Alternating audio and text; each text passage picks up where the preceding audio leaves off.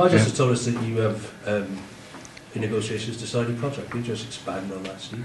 Nigel basically hit the nail on the head. I'm trying to sort out my future with the Scarlets, and things are going well, and hopefully all being well, we can get to an agreement. But I'm enjoying my rugby here. I can see the direction we're going in, which is very healthy. We got a good young side, and just trying to tie things up really for the future. So, do you want to finish your career here? Well, yes. That's why I'm talking to the club, and the dialogue started place, and is going, and it's going well. So I'm optimistic, obviously.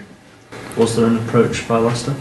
No, I don't know where you got that from, guys, but that was a surprise to me on Easter weekend. Where do you think this team is at the moment, mate? Well, obviously, we're building, aren't we? Obviously we're going in the right direction. We've got a good young squad.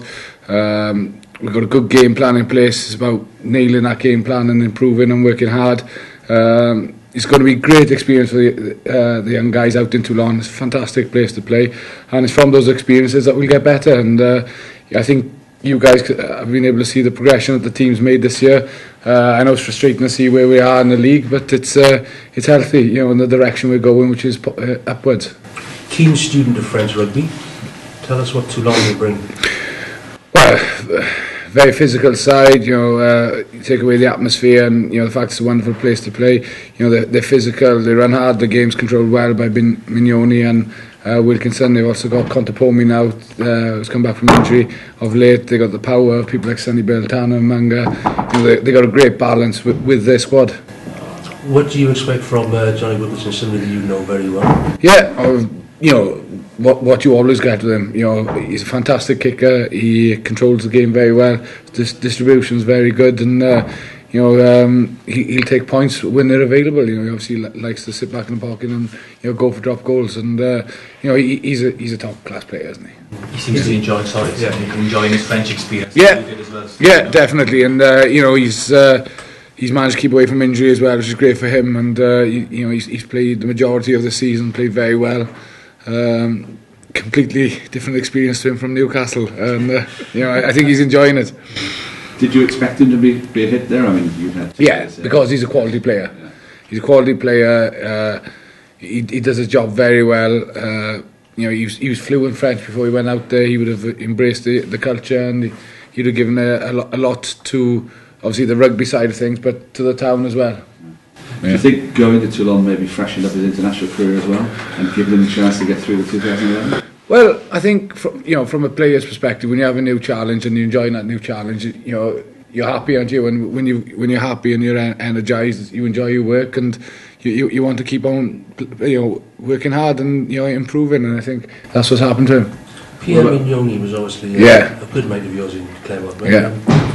How's your French and how's his English? Well, we were roommates and it wasn't the best, believe it or not. But we used to get by, and obviously in fairness to him, in my first season there, it must have been quite a challenge for him to room with me because of my limited French, but as time went on I got better. How do you deal with that as a 9 and 10? Because obviously Wilkinson were going through the same thing. Yeah, well, he was brilliant to me, in fairness, Pierre, in the sense that he took a lot of the pressure off me early doors. He used to control the game and basically helped me find my feet out there. So he first of all, he's a quality player, but his understanding of the game is very good as well. So that made things a lot easier for me. Can be a pest for opposition number 9s, right? He's brilliant, isn't he? Yeah, he's a brilliant player. He's very quick around the fringes. Gets the breakdown very, very well. Understands the game. He's a top class player. Scarlets history in Europe. Yeah. Have more tradition than probably Toulon would have in European rugby anyway. But obviously they're going to be massive favourites just because of the budget and the players they've got. And their home record has been very good of late. Yeah. What do you think about the Scarlets website? Are you? Well, I'm optimistic, obviously, because I know the ability we have and the fact we're getting better and better, and it's going to be a great challenge for us as a side because this is a fantastic place to play rugby. It's going to be a sellout, very, very noisy. Great atmosphere. If we can't enjoy playing rugby there, then we might as well forget it because it is the best. You have a 19-year-old possibly inside you see. Yeah. 20-year-olds, John Davis. Yeah. What you tell these kids? Just go out and enjoy it. Back back your own ability because it's good enough. You know, and just work hard and enjoy every minute of it. And you know, that's the attitude we have to take. You know, we cannot forget that it's a cup match. You know, we've worked hard to get ourselves in this situation. We realise what's at stake. You know, there's you know, huge incentive there for us. But you know, let's make the most of these experiences and you know, give it 100%. If they look at you, they're going to see a team that's maybe struggling a little bit. It's probably one phrase to it, but if you click, you're a team that nobody really wants to play because even if you get a bit of possession, that's the way we see it as well. Yeah, that's the way we see it, and you know, it's about us being clinical and accurate, and you're making smart calls at the right areas and the right times. I still think we can get a lot better, but you know, you can't put things in place at once. Do you know what I mean? But because we're going in the right direction, it's nice to add a little bit more to our game every week. It must be very frustrating getting so close in so many games, but maybe you learn a little bit from that in terms of needing to be more clinical accurate. Yeah, exactly. It's about, you know, winning is a habit. It's something you want to get into, and you know, we got to make sure that, you know, we're sharp and we demand the best from each other constantly. It's not just about performing well one week and falling off it.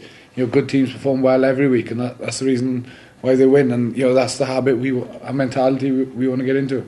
You playing teams, Scarlets teams that went to France on Wednesday. What was the thing that they had that made that happen? We had good self-belief, you know. We implemented the game plan well. We worked hard in defence. You know, we worked hard for each other.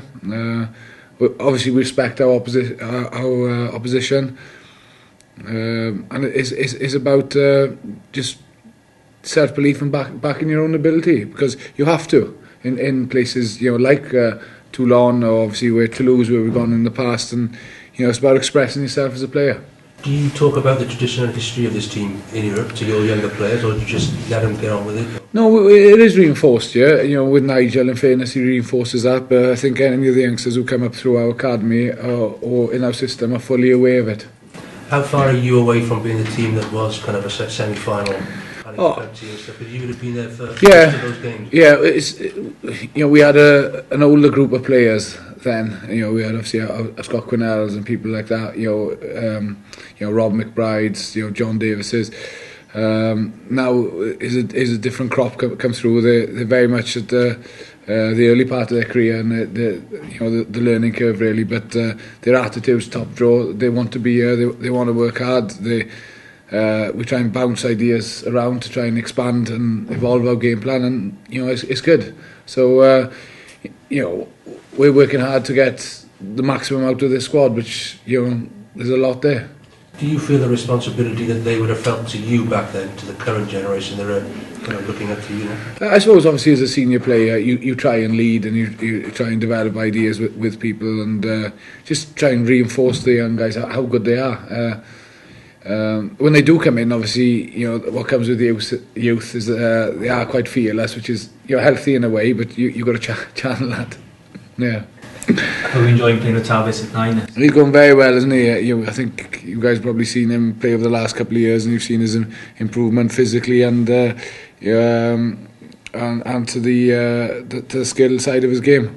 19-year-old, he's got a big future, isn't he? Yeah, he's great. He's good, you know. He's working hard in his game. He wants to learn, and that's what you want.